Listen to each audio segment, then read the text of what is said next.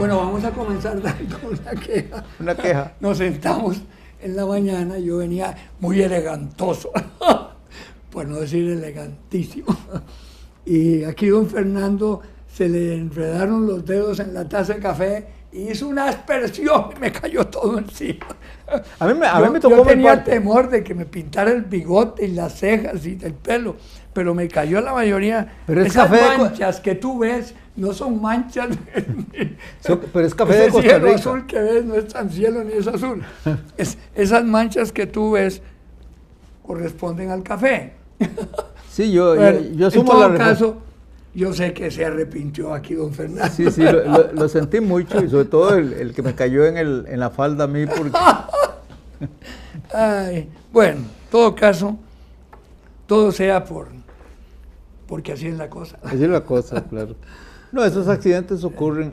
Sí, sí. Lo malo hubiera sido que... Por estar cantando. Estábamos cantando... Señora Santana, porque llora el niño por una manzana que se le ha perdido. Estaba recordando cuando yo intentaba dormir a mis hermanillos menores. Ajá. Y claro, al final que no se dormían los desgraciados, entonces yo les berreaba. Duérmase, muchacho. Le doy un cosco. Bueno, estaba... A mí me cantaba mi abuela, todavía me acuerdo.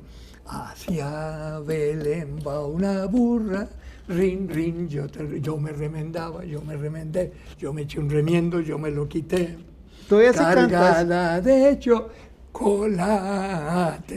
lleva su chocolatera, rin, rin, yo me remendaba. Pero la abuelita lo cantaba bien, ¿verdad? Sí, claro. Es que ella lo cantaba montada en la burra, yo no. Y bueno, Ella decía que esas eran canciones colombianas. Ella era colombiana, sí, ella era pero Cauca. pero eso es un villancico tradicional, Sí, muy conocido. muy claro. Debe ser español. Como todos los villancicos son españoles. Sí. Pero bueno, eso no importa. Porque hay uno que yo identifico muy bien, y no lo voy a cantar porque yo no canto tan bien como vos, que yo lo identifico porque es una melodía de una obra de Smetana. Ajá. Carajo. Sí, pero claro, Sí, es un coro. Ese debe ser como la música del Chavo del Ocho, ¿verdad? Bueno, sí. Vos me la identificaste, entonces ya me hizo mucho más gracia. Sí, pero claro, es lógico. Hay una composición muy, vamos a ver, que provoca mucha ternura y mucho dolor, que es de un compositor judío francés, Messiaen. Uh-huh. Él compuso muchas obras interesantes y él fue a parar a un campo de concentración donde murió. Ajá. Pero estando en el campo de concentración compuso muchas cosas. Y una de ellas es, fíjese que era judío e incluso de religión judía, de confesión judía, le escribió una composición basada en un canto navideño de una región de Francia. Eso enternece porque... Sí, claro. Y claro, él debe haber tomado en cuenta que entre sus compañeros de campo de concentración había cristianos que querían recordar la Navidad. Sí, claro. Pero mira qué bonita composición es. ¿Verdad que está un poquito caliente o es el café? No, ya. Yo creo que sí, que no nos enternecen con un poquito de aire fresco. No, estaba... No. Ahora, bueno, yo no sé cuándo pasará este programa, confesemos que a veces se atrasa un poquillo por razones La semana entrante, dice Víctor. Por razones futbolísticas y todo eso. Exactamente. Pero en todo caso, en estos días he estado viendo cómo evoluciona, no voy a decir histeria, pero esa preocupación por la epidemia de ébola en Estados Unidos especialmente, y claro, en nuestro país también. Sí, pero fíjate que hay ciertas preocupaciones válidas. Por ejemplo, esa enfermera que se vino en avión con 138 pasajeros, son 138 que están listos. Tienen que... ¿Están listos? No, bueno, algunos puede haberse contaminado. Porque, no, pero es que justamente... Con solo que le hayan hecho así. Yo estaba viendo eso en Estados Unidos, se ha desatado un temor irracional ya. Yo creo, y hay un médico, profesor adjunto de medicina de urgencia de la Brown Medical School, que está trabajando en Ruanda actualmente. Ajá. Se llama Adam C. Levine. Ajá. Él escribió un artículo muy interesante que lo titula así, claro, está en inglés, pero esta es una traducción más o menos buena. Dejen de preocuparse por el ébola, y luego entre paréntesis, y empiecen a preocuparse de lo que significa el ébola. Entonces, él dice que... Me imagino que lo que se refiere es al retraso cultural en África y económico. Bueno, él señala lo que llama los 5 mitos que se están manejando alrededor del asunto. Porque hoy salió algo de eso en estos días, de los 5 mitos. Tal vez es una... Posiblemente, porque sí salió. En Estados Unidos hay un sector importante político que está pues prácticamente exigiendo a Obama que le ponga una veda a los vuelos a Estados Unidos desde África. Claro, si lo hace Estados Unidos, tendría que hacerlo todos los países. Sí, pues claro. Y eso me recuerda a un general norteamericano que fue muy importante en la guerra de Vietnam, Westmoreland, que era realmente, que era un racista a muerte, que en una intervención que no tenía que ver propiamente con la guerra de Vietnam, donde estaba haciendo sus torerías, él proponía que Estados Unidos se aislara lo más posible de los países del entonces llamado tercer mundo, incluido México.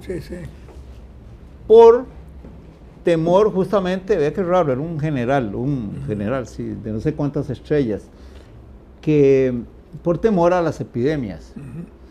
Lo cual es una reacción, este doctor Levine, al mencionar esos 5 mitos, pues hace ver que hay exageraciones.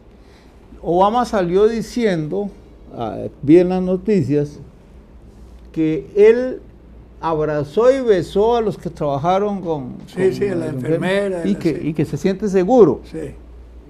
Como demagogo lo debe estar diciendo. Sí, pero por algo lo dijo. Si lo dijo es porque no se siente tan seguro. Bueno, esa es la realidad. Bueno, esa es la parte psicológica del asunto. Sí. Yo no estaría seguro. Ni yo, no, hombre. Porque las explicaciones que da este señor son muy sólidas y señala, el primer mito dice que el ébola es una enfermedad mortal en todo el mundo. Y él dice que la cosa no es exactamente así. Hay una enfermedad similar que se descubrió hace tanto como el ébola, pero es europea. ¿La bacteria come carne? Es un virus que la enfermedad se llama la enfermedad de Marburgo. Apareció en Alemania. Sí. Y resulta que en Alemania la mortalidad de esa enfermedad, que es muy parecida al ébola, no superó el 23%, que es alta, pero no tan elevada como la que está dándose en África. Chica, pero el 23%. Bueno, no, le está diciendo. Alemania. O sea, asusta. Los que se contaminaron, sí, el 23% murió. Es elevado. Sí, claro. Pero la cantidad de gente contaminada tampoco fue mucha, yo no recuerdo el número. Pero acordate, en el año 36, 34, 35, la famosa, ¿cómo se llamaba? Fiebre española, gripe española, ¿cómo se llamaba?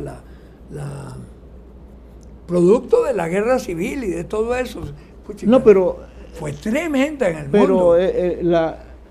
hay una anterior que fue al finalizar la Primera Guerra Mundial que fue monstruosamente mortífera. ¿Cuál fue esa? Una gripe. Sí. No fue llamada gripe española en ese momento. No, es que no se llamaba gripe, le llamaban diferente. No influenza. Influenza española. Bueno, pero esta fue tremenda. fueron millones que murieron en Europa. Sí, claro. Sí, y hay que imaginarse que en otros continentes murieron más, pero no sé. Debe ser parecida en cuanto al efecto dramático que tuvo después de la guerra del 56, el cólera. Para un paisecito con la dimensión nuestra en cuanto a cantidad de habitantes fue algo tremendo. Claro. Mi abuelita contaba que venían en carretones los muertos y los enterraban en zanjas comunes y silvestres. No, claro, eso fue terrible. Ahora, en este caso se señala a este caballero que el ébola en 6 meses había producido un número de muertos que era de unos miles. Sí. Pero en ese mismo periodo, esto es dramático, dice, en ese mismo periodo, dice, en África subsahariana han muerto aproximadamente 298,000 niños de neumonía, o de hambre también. 193,000 de diarrea, 288,000 personas de malaria y 428,000 por lesiones, por ejemplo, en accidentes de tráfico. Esto último, pues, no es separarlo. Pero fíjese usted que a lo que apunta es que la diferencia se encuentra en la clase de servicios de salud que tienen los diferentes países. Sí. Y entonces dice, no, aquí lo que estamos viendo es el contraste entre las condiciones de vida de los países africanos y Estados Unidos o Europa. Y entonces es de esperar que, y lo más seguro es que el ébola no sea tan mortal en los países más desarrollados como lo está haciendo en África. Y claro, ahora habría que ver qué pasa con los países intermedios. Cuando te percatas que entre las funciones de los expertos de la OMS ha estado enseñarle a los niños a lavarse las manos. Es que son cosas elementales, ¿verdad? Que hay que... Claro, pero por ejemplo señala que hay hospitales en algunos de estos países de África donde durante una gran parte del día faltan el agua y el alcohol. Imagínate. Entonces, No, tremendo. Entonces lo que está visible es ese contraste y claro,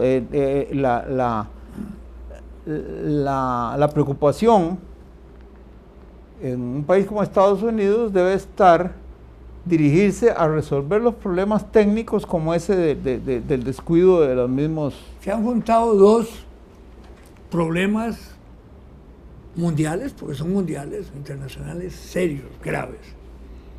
Uno, el levantamiento armado de ese grupo, de ese cacicazgo.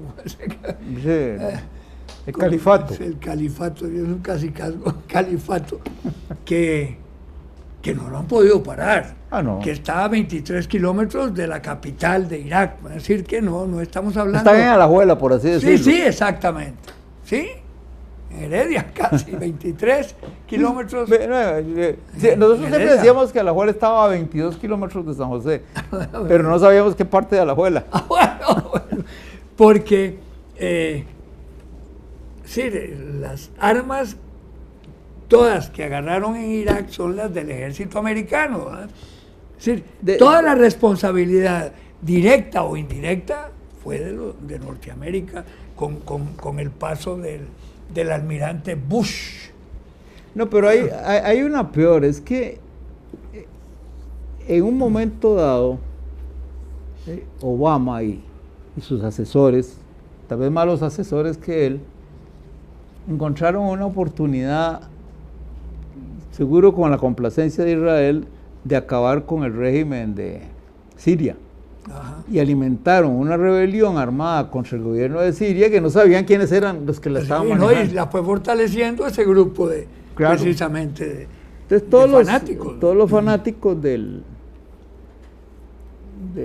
los fanáticos se fueron alineando con esos rebeldes y después se separaron y crearon eso siempre resulta un boomerang, resultan un boomerang esas aventuras, porque fue al final el Al-Qaeda no me acuerdo quién fue, alemán o italiano, que se refirió al caso, que lo comentamos aquí, que pareciera que iba a tener que acudirse a una quinta, ¿cómo se llama? Cruzada. ¿A una? Quinta cruzada. Quinta cruzada. Sí, porque los países cristianos en general iban a tener que unirse para enfrentar esa situación, así que era verdaderamente seria. Sí, lo que ocurre es que hay como que el clima se vuelve indescifrable y entonces uno se pregunta cómo puede actuar, digamos, un país que crea una doctrina de su propia supervivencia que es agresiva en sí, como Estados Unidos, ¿cómo puede actuar sin meter la pata? No, es una pregunta casi ingenua, pero... Sí, no es ingenua, ¿sí? Y entonces, es decir, es el elefante en una la cristalería. Sí, claro. Claro. Sí, es un poderío de tal magnitud que claro, que tiene... Sí, no, bueno, volviendo al tema del ébola, yo pensaba, he oído personas, amigas, vecinos, que muestran una preocupación muy grande. Aquí en Costa Rica. Sí. Hay un amigo que por cierto, dejé en el taller donde tiene el carro ahora que venía, me decía que él, en cuanto aparezca el primer caso en Costa Rica, se mete en la casa con la familia y no vuelve a salir. Eso no es posible. Pero fíjese hasta dónde se puede llegar. Y, sí. Y claro, el asunto es serio. Pero, el asunto es que la información de que dispone la gente es muy dispersa. Y se le ha hecho, pues no publicidad, pero se ha divulgado por los medios de una manera tan masiva que claro que asustan. Pero fíjate otra cosa, un día de esto leí un comentario de tipo religioso, que era una de las enfermedades bíblicas, que lo dijeron primero del SIDA, ¿no?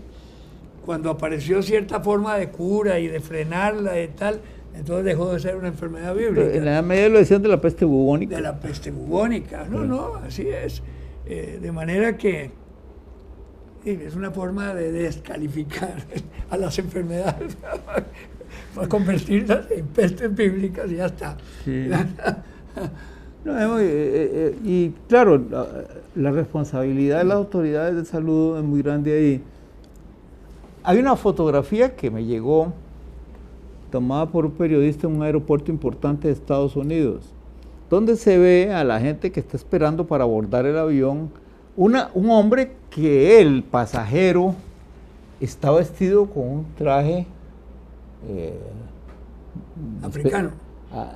Africano. No, un ciudadano, un viajero. Pero no fue el que dijo que él tenía ébola y lo agarraron preso. No, es una broma. Es una persona que está esperando sentado con otra persona, y él está cubierto totalmente por un traje transparente, pero diseñado para que no entre ni salga nada. Y entonces el periodista que lo aborda, aquí está la foto, lo aborda, no pudo hablar mucho con él porque el hombre se negaba a hablar mucho. Pues supongo que no quería consumir el oxígeno, alguna cosa de esa. Pero viera qué grotesco, pero a la vez dice uno, bueno, si la histeria llega a ese punto, no va a haber material para construir. Ese es el problema. Fíjate que, por ejemplo, estaba leyendo sobre los problemas de una versión de los Médicos Sin Fronteras, ¿no? Se quitan los trajes, ya no se pueden volver a usar, ¿verdad? Pero con las manos que se lo han quitado, tienen que volverse a lavar y a desinfectar y ponerse uno nuevo. ¿Te imaginas la cantidad de trajes que se van a necesitar? Porque ya quedó expuesto a la bacteria el traje que llevan, que están atendiendo. Cuando salen de la sala de operaciones o de atención de los enfermos, tienen que quitárselo. Yo no sabía. Con guantes, ¿verdad? Así, para no contaminarse. Y entonces tienen que ponerse otro pasar. Sí, es complicadísimo, ¿va? Es decir, Sí. es que no, estabas hablando de ese que estaba vestido así de marciano. Sí, era un individuo común y corriente Común que y va a abordar silvestre. un avión y debe haberse gastado un montón de plata en ese traje. Imagínate. No, pero me acordé de un tipo de color, como decía el cuento de Pepito, de color negro. Tipo de color que está en el avión, está sentado, y que dijo una broma, pero una broma idiota, de que él tenía ébola. Y mira, es que la gente se fue así y llamaron a la policía y él decía, si fue una broma, y lo sacaron del avión. No se puede idiota, jugar con esas cosas. No, sí, me acuerdo que alguien conocido iba a visitar a la familia en Estados Unidos, iban con niños pequeños y les dieron una leccionada para que no se les ocurriera decir la palabra bomba en el aeropuerto, que sea la palabra claro. Globo. Sí, sí. Repita, globo. Porque es anatema. Y es lo que le pasó al tico aquel que tenía ese problema. Sí, ese era un caso psicológicamente. ¿Lo mataron? Que lo mataron, sí. Pero bueno, esa es parte de la complejidad del mundo moderno. Eso de la muchacha que viajó en un avión con otras 156 personas, bueno, ella suponía que no tenía ningún problema. Y eso pero comentó que tenía un poquito de fiebre. Bueno, esa parte no la había. Pero que ella no le dio importancia porque era muy poquito. Bueno. No, es terrible. Pero bueno, ahora tal vez podemos hablar de algo más placentero. Hay que aterrizar. Ya, y ahí aterrizamos dentro del avión de ébola. Así que, solo de eso hablamos, ¿verdad? Qué pena. Bueno, no, a mí me parecía importante porque pues claro, en esta